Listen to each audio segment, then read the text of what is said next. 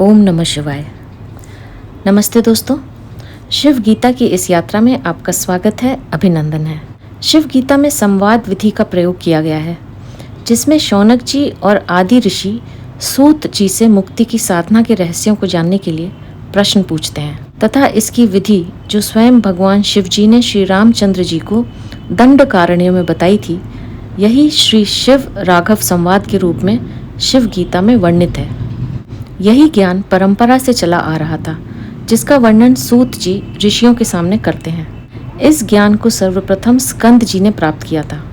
कहते हैं कि उन्होंने इस संवाद को स्वयं सुना था। स्कंद जी ने यह ज्ञान सनत कुमार जी को दिया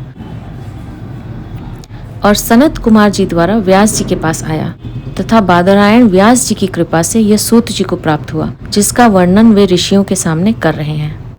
यदि आप चैनल पर पहली बार आए हैं तो आपके मन में यह प्रश्न उठ रहे होंगे कि सूत जी कौन है, यह शिव गीता क्या है। इन संभावनाओं को ध्यान में रखते हुए हमने सूत जी कौन है तथा शिव गीता का इंट्रोडक्टरी वीडियो इसके पहले बनाया है, जिसका लिंक आपको डिस्क्रिप्शन में मिल जाएगा। आप उन्हें अवश्य देखें। इससे आपको ये और इस श्रृंखला के आने वाले सभी अध्यायों को समझने में आसानी होगी। शिव गीता के पहले अध्याय में सूत जी द्वारा शिव गीता की महिमा का वर्णन, विरजा दीक्षा व पाशुपत व्रत की चर्चा की गई है। इस प्रस्तुति में हमने नंदलाल दशोरा जी द्वारा लिखित पुस्तक की सहायता ली है और हम उनके आभारी हैं कि उन्होंने इतनी अच्छी पुस्तक की रचना की है जो जन कल्याण के अति हित में है। तो आइए अब हम शिव गीता के प्रथम अध्याय का प्रारंभ करते हैं। अथ श्री पद्म पुराणे ऊपरी भागे शिव गीता सूपनिषत्सु ब्रह्म विद्यायाम योग शास्त्रे शिव राघव संवादे। शिव गीता अथ प्रथमो अध्यायः। सूत उवाच अथातः संप्रवक्ष्यामि शुद्धं कैवल्यमुक्तिदम् अनुग्रहान् महेशस्य भवदुःखस्य भेषजम्। इस प्रथम श्लोक में सूत जी कह रहे हैं, हे शौनक आदि ऋषियों, अब मैं शुद्ध और कैवल्य मुक्तिदायक संसार के दुख छुड़ाने में औषधि रूप शिव गीता रत्न को शिव जी के अनुग्रह से वर्णन करता हूँ। आध्यात्म ज्ञान की जिज्ञासा और जागृत होना ईश्वर कृपा के बिना नहीं हो सकता। भगवान शिव स्वयं ईश्वर रूप हैं, जिनके अनुग्रह पर ही सूत जी शौनक आदि मुनियों के समक्ष शिव गीता का उपदेश कर रहे हैं। जीवन का चरम उत्कर्ष कैवल्य मुक्ति है, जिससे संसार के सभी प्रकार के दुखों का अंत होकर मनुष्य परम आनंद को प्राप्त होता है। दुखों से निवृत्ति की यही एकमात्र औषधि है, जिसका वर्णन शिव गीता में किया गया है। सूत जी शिव गीता का कथन शौनक आदि समस्त मुनियों के समक्ष रख रहे हैं। न कर्मणामनुष्ठानैर् न दानैस्तपसापि वा कैवल्यं लभते मर्त्यः किंतु ज्ञानेन केवलम। न कर्मों के अनुष्ठान, न दान, न तप से मनुष्य मुक्ति को प्राप्त होता है, किंतु ज्ञान से ही प्राप्त होता है। मुक्ति का साधन केवल ज्ञान है। यह ज्ञान है आत्मज्ञान, ईश्वर ज्ञान, ब्रह्म ज्ञान आदि। इसी ज्ञान से मनुष्य सृष्टि के संपूर्ण सत्य को जान लेता है तथा मिथ्या का तिरस्कार कर देता है। इस ज्ञान के बिना वह मिथ्या को ही सत्य मानकर भ्रमित होता है, जो उसके सभी प्रकार के दुख, रोग, शोक, संताप का कारण बनता है। सत्य ज्ञान के अभाव में ही मनुष्य मिथ्या को पकड़े रहता है। अतः ज्ञानियों ने इसी परम सत्य को जानकर घोषणा की, ऋते ज्ञानान न मुक्ति, यानी ज्ञान के बिना मुक्ति नहीं होती। भगवत गीता में ज्ञान को ही परम पवित्र माना है तथा कहा है कि सभी यज्ञों में ज्ञान यज्ञ ही श्रेष्ठ है। ज्ञान के समान इस संसार में कोई भी पवित्र वस्तु नहीं है। इस सृष्टि के दो ही आधार हैं, ज्ञान और कर्म। कर्म में कर्म कांड, दान व तप किए जाते हैं, किंतु इन कर्मों का फल होता है, जिसे भोगने के लिए पुनः जन्म धारण करना पड़ता है। उत्तम कर्मों से भी स्वर्ग की ही प्राप्ति हो सकती है, किंतु कोई भी कर्म मुक्ति का साधन नहीं बन सकता। आरंभ में कर्मों की आवश्यकता है, किंतु ये परम गति के प्राप्त करने में सहायता नहीं करते। अतः सूत जी ज्ञान को ही महत्व दे रहे हैं। रामाय दंडकारण्ये पार्वती पतिना पुरा या प्रोक्ता शिव गीताख्या गुह्यात् गुह्यतमाहिसा। आगे शिवजी ने दंडक वन में रामचंद्र जी को जो शिव गीता का उपदेश दिया है वह गुप्त से भी गुप्त है। आध्यात्म ज्ञान सामान्य ज्ञान नहीं है जिसे कोई भी व्यक्ति समझ सके। सामान्य व्यक्ति जिसकी बुद्धि व मानसिकता का पूर्ण विकास नहीं हुआ है वह इसे ग्रहण करना तो दूर रहा, समझ भी नहीं सकता। इसलिए ऐसे ज्ञान को गुप्त ही रखा गया है तथा आध्यात्मिक गुरु अपने किसी योग्य पात्र को देखकर ही यह ज्ञान उसे देता है। अयोग्य को देने का इसलिए शास्त्रों में निषेध किया गया है। इस शिव गीता का ज्ञान भी उच्च कोटि का ज्ञान है जिसे सर्वप्रथम भगवान शिव जी ने रामचंद्र जी को दंडकारण्य में दिया था। इसी का वर्णन सूत जी इन ऋषियों के सामने कर रहे हैं। यस्याः श्रवण मात्रेण नृणां मुक्तिर्ध्रुवं भवेत् पुरा सनत्कुमाराय स्कंदेनाभिहिता हिसा। इसके श्रवण मात्र से ही मनुष्य मुक्ति को प्राप्त होता है, जो पूर्व काल में स्कंद जी ने सनत कुमार से वर्णन किया था। भगवान शिव द्वारा उपदिष्ट यह ज्ञान ऐसा है जिसे कोई ठीक से सुन भी ले तो वह भी मुक्त हो जाता है। उसे अन्य किसी साधना तपस्या की कोई आवश्यकता ही नहीं रहती। यही ज्ञान पूर्व काल में स्कंद जी ने सर्वप्रथम सनत कुमार को दिया था, जो ब्रह्मा के मानस पुत्र थे। इसी ज्ञान से वे मुक्त होकर रहे। सनत कुमारः प्रोवाच व्यासाय मुनिसत्तमः मह्यं कृपातिरेकेण प्रददौ बादरायणः। उस मुनि श्रेष्ठ सनत कुमार जी ने व्यास जी से कहा और बादरायण व्यास जी की कृपा से वह हमने वर्णन किया है। ज्ञान की एक परंपरा होती है। जिन श्रेष्ठ ज्ञानियों ने कठिन तपस्या से ज्ञान प्राप्त किया है वे उसे अपने किसी योग्य शिष्य को देते हैं, जिससे उस ज्ञान की धारा कहीं अवरुद्ध न हो जाए। सनत कुमार ने इसी ज्ञान को आगे बढ़ाने हेतु उसे बादरायण व्यास जी से कहा। सूत जी कहते हैं कि व्यास जी बादरायण जी की कृपा से ही मैं उस ज्ञान का वर्णन आप लोगों के सामने कर रहा हूँ। उक्तम च तेन कस्मैचिन् दातव्यमिदं त्वया सूतपुत्रान्यथा देवाः शुभ्यन्ति च शपन्ति च। सूत जी कहने लगे कि व्यास जी ने मुझे यह भी कहा था कि इस ज्ञान को तुम और किसी को नहीं देना, वरना ये देवता लोग शुभित होकर शाप देते हैं, क्योंकि देवता लोग इस बात को पसंद नहीं करते। अथ पुष्टो मया विप्रा भगवान बादरायणः भगवन् देवताः सर्वाः किं शुभ्यन्ति शपन्ति च। सूत जी यहाँ कह रहे हैं कि जब श्री व्यास जी ने मुझे ऐसा कहा तो मैंने उनसे पूछा कि इस ज्ञान को देने से देवता गण क्यों शुद्ध होते हैं तथा शाप क्यों देते हैं। इस ज्ञान को देने से देवताओं की क्या हानि होती है, वे क्यों परेशान होते हैं, क्या देवताओं को ज्ञान अच्छा नहीं लगता। तासामत्रास्ति का हानिर यया कुप्यन्ति देवताः पाराशर्योऽथ मामाह यत्पृष्टं शृणुवत्स तत्। सूत जी कहने लगे कि जब मैंने व्यास जी से देवताओं के क्रोधित होने का कारण पूछा तो व्यास जी कहने लगे कि इसका कारण मैं तुझे बताता हूँ, सुन। नित्याग्निहोत्रिणो विप्राः सन्ति ये गृहमेधिनः त एव सर्वफलदाः सुराणां कामधेनवः। सूत जी यहाँ कह रहे हैं कि व्यास जी ने कहा कि ये देवता गण महान भोगी हैं, इनको भोग न मिलने पर ये क्रोधित होकर शाप भी देते हैं, ये दूसरों से ईर्ष्या भी करते हैं, राग द्वेष सभी इनमें विद्यमान है। समुद्र मंथन में निकला अमृत ये स्वयं पीना चाहते थे, असुरों से सदा झगड़ते रहते हैं, इनको भोग सामग्री गृहस्थों से ही मिलती है, जो नित्य अग्निहोत्र करते हैं। इन अग्निहोत्र का सूक्ष्म भाग ये ग्रहण करते हैं और उससे तृप्त होते हैं, जिससे ये उनकी मनोकामना पूरी करते हैं। ये गृहस्थ ही इनकी कामधेनु है, जो इनको नित्य भोग प्रदान करते हैं। यदि ये गृहस्थ यज्ञ कर्म को छोड़कर मुक्ति का मार्ग ग्रहण कर लें, तब इन देवताओं को भोग मिलना ही बंद हो जाएगा, जिससे ये कुपित होकर उनको शाप देते हैं। भक्ष्यं भोज्यं च पेयं च यद्यदिष्टं सुपर्वणाम् अग्नौ हुतेन हविषा तत्सर्वं लभते दिवि। भक्ष्य भोज्य पान करने योग्य जो कुछ पर्वों में यज्ञ किया जाता है, जो हवि द्वारा अग्नि में आहुति दी जाती है, वह सब स्वर्ग में मिलती है।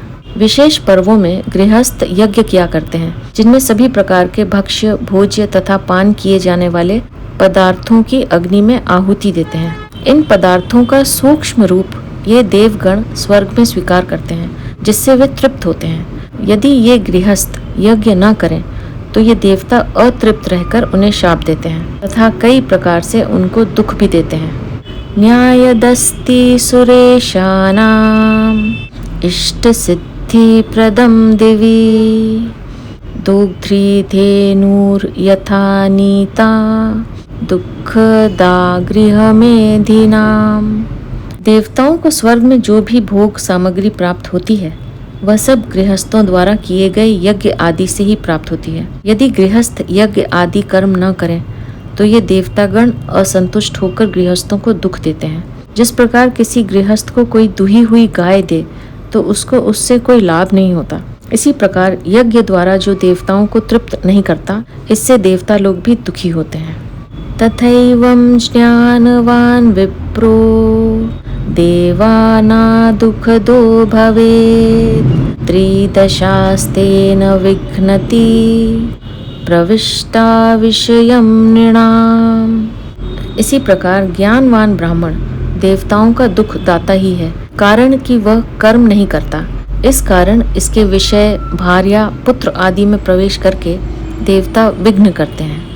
गृहस्थ लोग जो यज्ञ आदि कर्म करते हैं, वे फल की इच्छा से ही करते हैं कि इससे देवता लोग प्रसन्न होकर उनको इच्छित फल देंगे, क्योंकि ज्ञानी जन जिनको आत्मज्ञान हो गया है, वे फल की कामना से कोई कार्य नहीं करते। वे फलेच्छा रहित व कामना रहित कर्म ही करते हैं।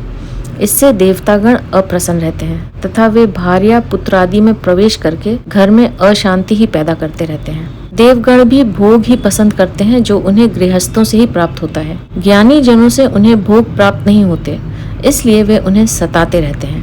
क्योंकि ज्ञान प्राप्ति के बाद ये ज्ञानी जन यज्ञ आदि कर्मों का त्याग कर देते हैं। ततो न जायते भक्ति शिवे कस्यापि देहिनः तस्माद् विदुषां नैव जायते शूलपाणिनः।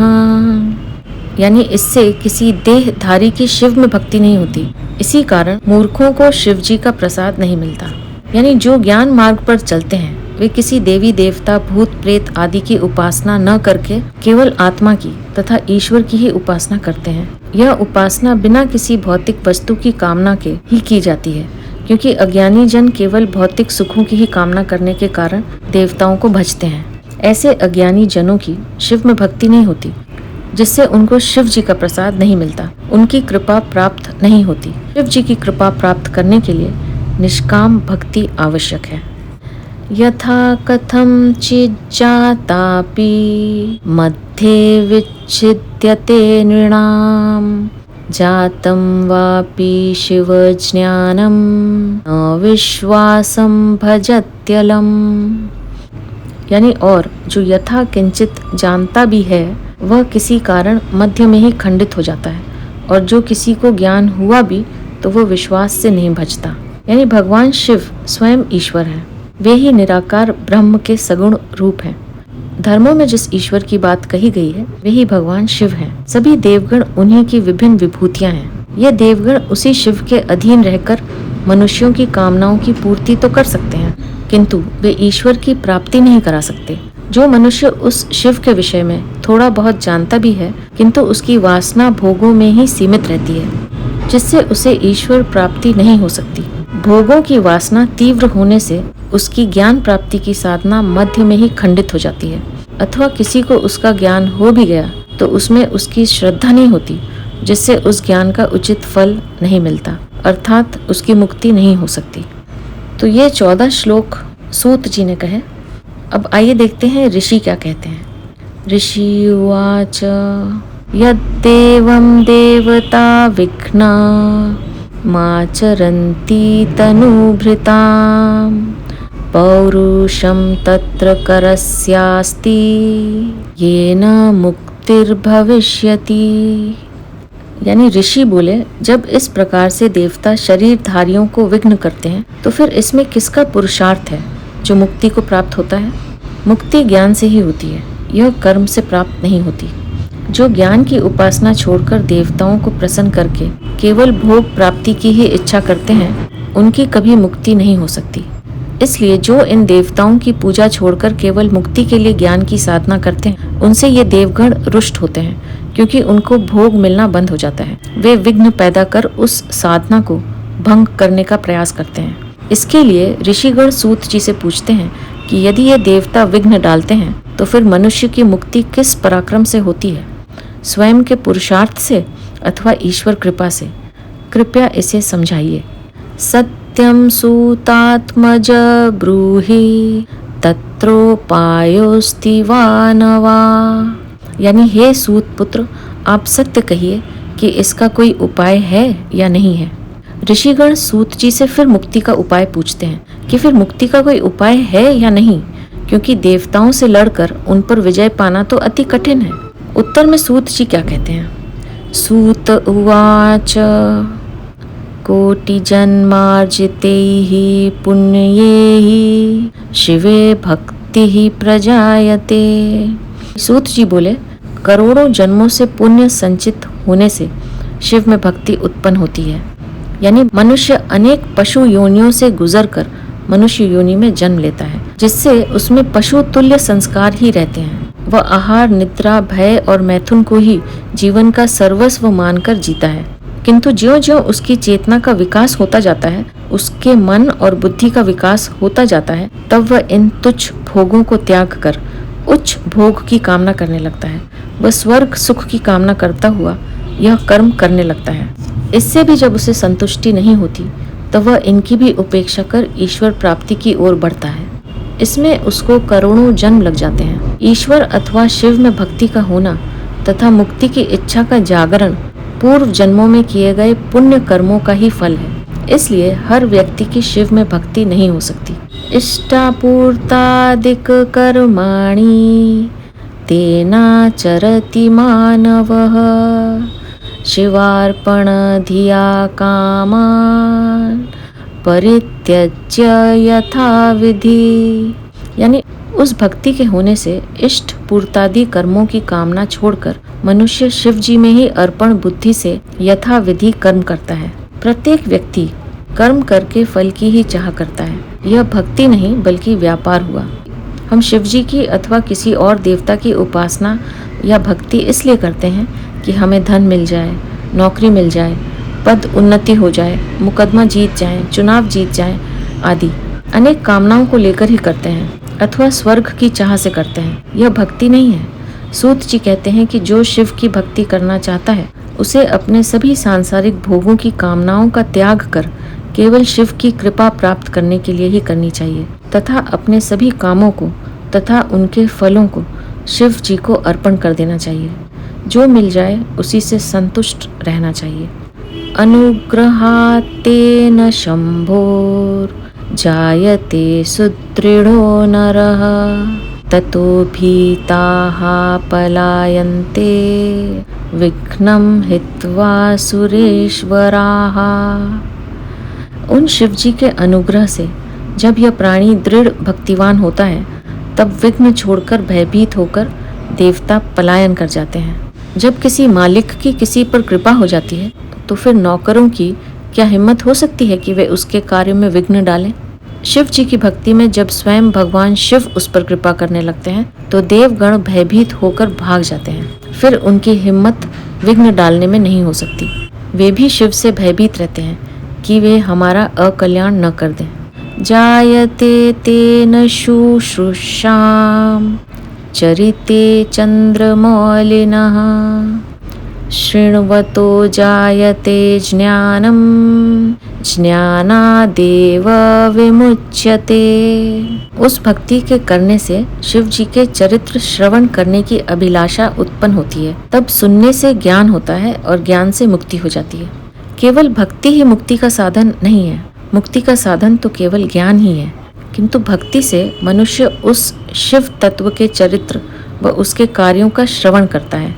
इस श्रवण से उसे शिव की विभूतियों का ज्ञान होता है। इसी ज्ञान से वह शिवत्व का अनुभव करता है। यह अनुभव ही उसकी मुक्ति का हेतु है।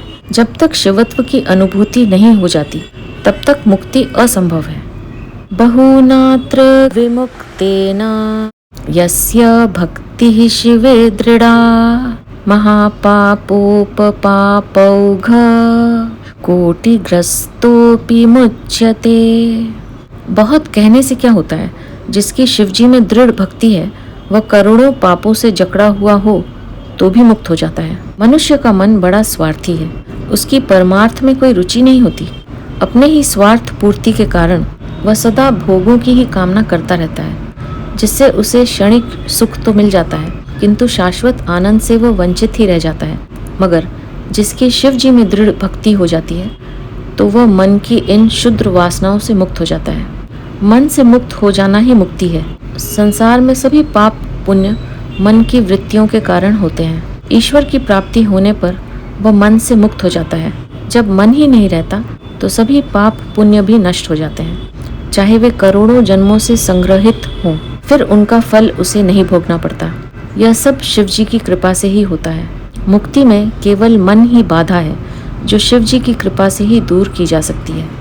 अनादरेण शाठ्येन परिहासेन मायया शिवभक्तिरतश्चेतस्या दन्त्यजोऽपि विमुच्यते।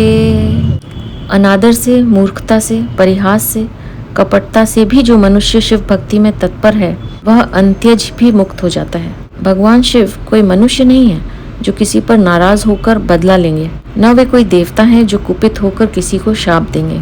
वे तो साक्षात ईश्वर हैं जो सब पर कृपा करते हैं। उनका नाम कोई भी भक्त किसी भी रूप में लेकर यदि उनका स्मरण करता है तो भी वो मुक्त हो जाता है।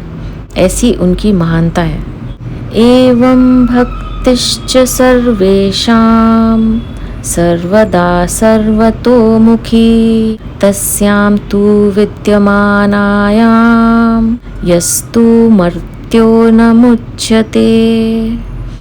संसार बंधनात् तस्मात् दन्यः को वास्ति मूढधीः नियमाद्यस्तु कुर्वीत भक्तिं वा द्रोहमेव वा। इस प्रकार से भक्ति सदा सबके करने योग्य है। इस भक्ति के करने से भी जो मनुष्य संसार से न छूटे तो उस संसार बंधन से न छूटने वाले के समान दूसरा कोई भी मूर्ख नहीं है। और यदि शिवजी भक्ति से ही प्रसन्न नहीं होते तो केवल उन लोगों से जो नियम से केवल भक्ति या द्रोह ही करते हैं। ईश्वर प्राप्ति के लिए सभी प्रकार की साधनाएं कठिन व विलंब से फल देने वाली है, किंतु भक्ति का फल निश्चित व तत्काल मिलता है। फिर शिव जी तो अल्प से ही प्रसन्न होने वाले हैं। इसलिए इस प्रकार भक्ति को अपनाकर जो संसार बंधन से न छूटना चाहे तो ऐसा व्यक्ति मूर्ख ही माना जाएगा।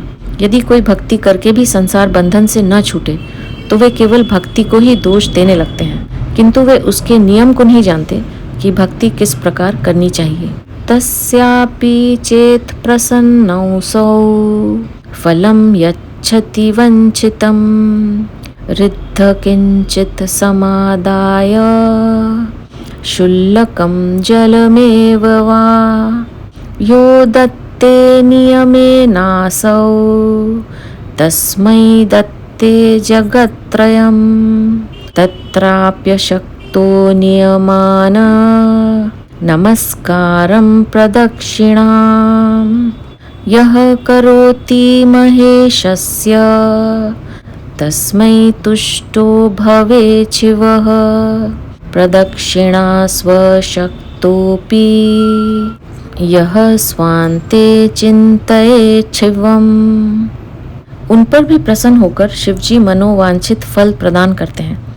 बड़े मोल की वस्तु कुछ लेकर या अल्प मोल की वस्तु अथवा केवल जल ही लेकर जो नियम से शिवार्पण करते हैं, शिवजी प्रसन्न होकर उन्हें त्रैलोक्य देते हैं। और जो यह न हो सके तो नियम से नमस्कार अथवा प्रदक्षिणा जो नित्य प्रति शिवजी की करता है, उसके ऊपर भी शिवजी प्रसन्न होते हैं। और जो प्रदक्षिणा में असमर्थ हो वह केवल मन में ही शिवजी को ध्यान करे। किसी बहुमूल्य वस्तु को प्राप्त करने के लिए उसका मूल्य भी अधिक चुकाना पड़ता है। यदि कोई व्यक्ति मुक्ति ही चाहता है तो उसे कठिन साधना करनी पड़ती है। यदि यह न हो सके, जो शिवजी पर नित्य प्रति जल अभिषेक ही करे अथवा उन्हें नित्य प्रति नमस्कार ही करे अथवा उनकी प्रदक्षिणा ही करे अथवा मन में ही शिवजी का ध्यान करे, तो भी शिवजी प्रसन्न होकर उनकी श्रद्धा के अनुसार मनोवांछित फल अवश्य देते हैं। किसी भी प्रकार से भक्ति का सुफल अवश्य मिलता है।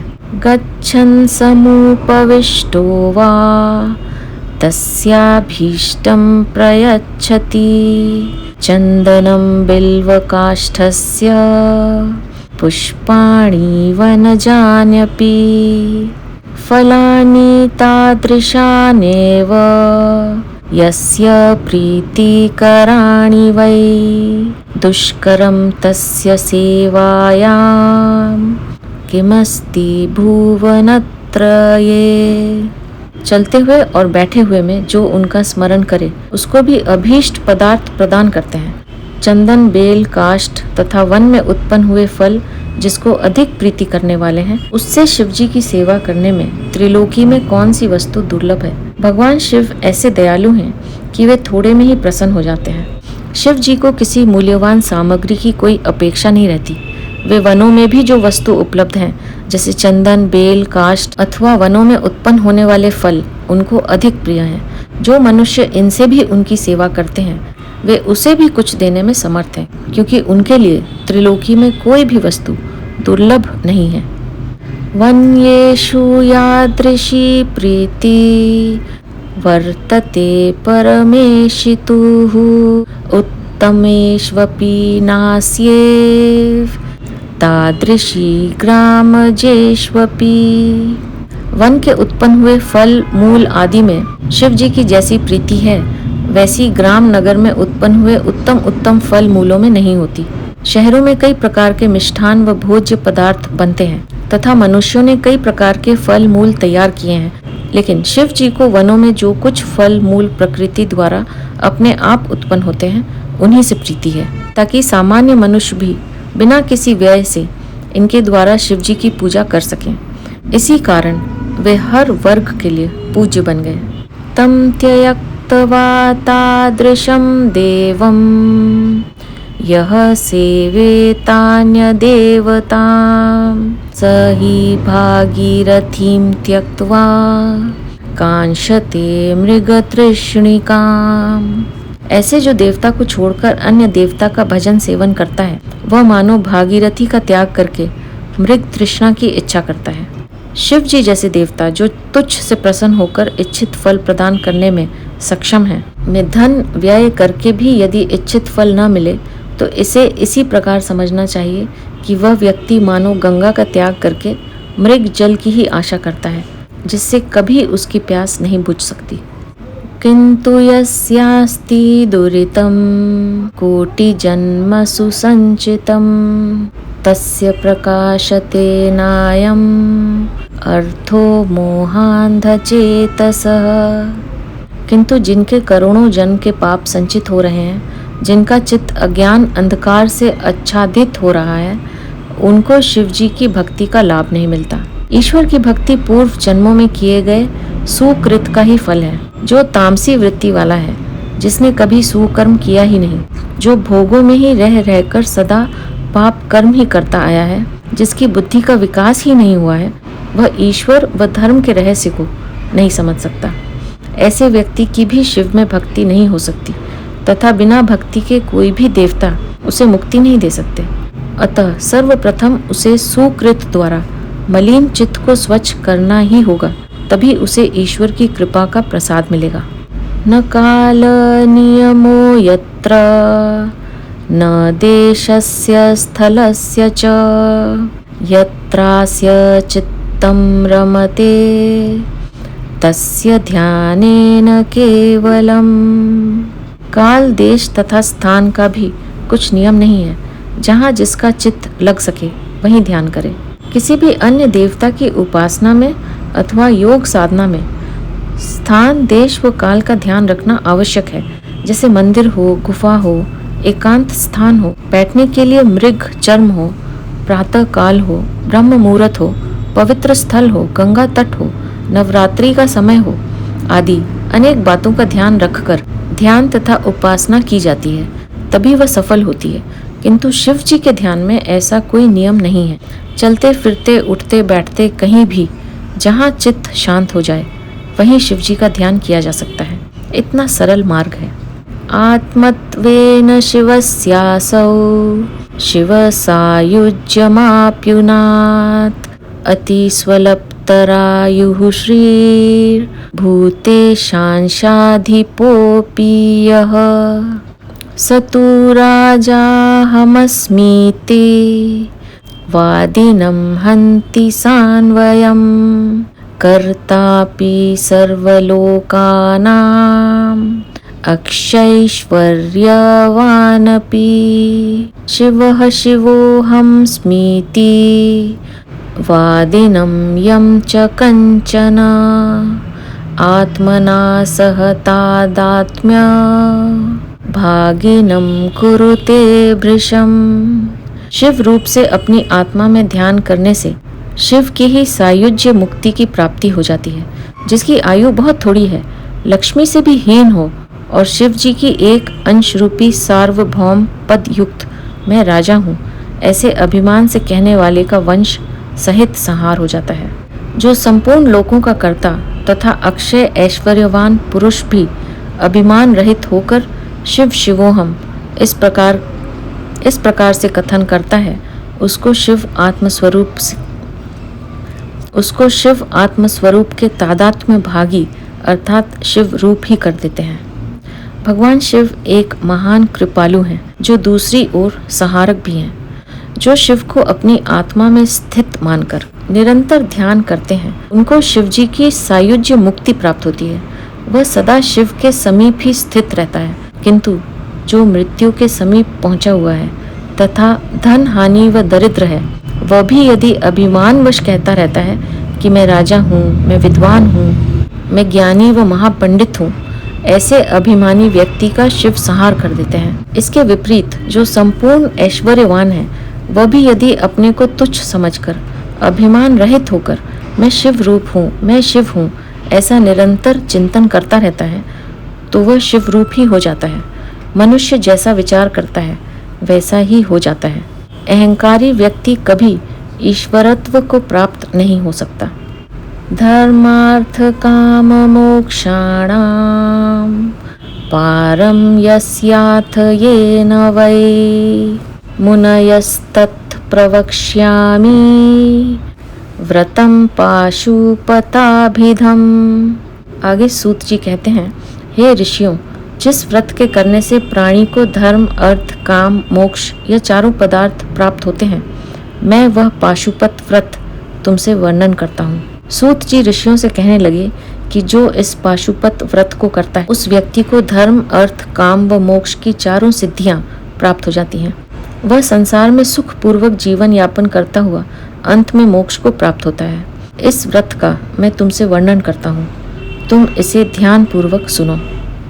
कृत्वा तु विरजा दीक्षां ऊतिरुद्राक्षधारिणः जपन्तो वेदसारङ्घ्यं शिवनाम सहस्रकम् सन्त्यज्य तेन मर्त्यत्वं शैवीं तनुमवापस्यथ ततः प्रसन्नो भगवान् शङ्करो लोकशङ्करः भवतां दृश्यतामेत्य कैवल्यं वः प्रदास्यति रामाय दण्डकारण्ये यत्प्रादात् कुम्भसम्भवः तत्सर्वं वः प्रवक्ष्यामि शृणु त्वं भक्तियोगिनः।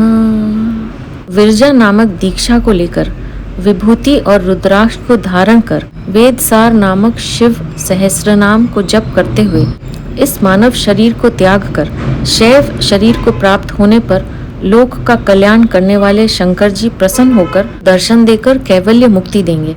जब श्री रामचंद्र जी दंडकारण्य में वास करते थे तब अगस्त्य जी ने उन्हें यह उपदेश दिया था, वह सब मैं तुमसे कहता हूँ, तुम भक्ति युक्त होकर श्रवण करो। सूत जी ऋषियों से कहने लगे कि जो व्यक्ति भगवान शिव की विरजा दीक्षा लेकर पाशुपत व्रत का धारण करता है तथा भस्म और रुद्राक्ष धारण कर शिव सहस्रनाम का विधि विधान से जप करता है, उस पर भगवान शिव प्रसन्न होकर उनको दर्शन देते हैं, जिससे वह कैवल्य मुक्ति को प्राप्त होता है। वह फिर संसार में लौटकर नहीं आता। इस मंत्र की साधना सर्वप्रथम अगस्त्य ऋषि ने रामचंद्र जी को उस समय दी थी जब वे सीता जी को रावण द्वारा हरण किए जाने पर दंडकारण्य में निवास कर उसके वियोग से दुखी थे। अगस्त्य जी द्वारा दिया गया वही उपदेश मैं तुम लोगों को कहता हूँ, इसे सुनो। तो यह था शिव गीता का पहला अध्याय। इति प्रथमो अध्यायः समाप्तः। अब मैं आपसे आज्ञा लूंगी। हमेशा खुश रहिए, मुस्कुराते रहिए। आपका बहुत बहुत धन्यवाद। ओम नमः शिवाय।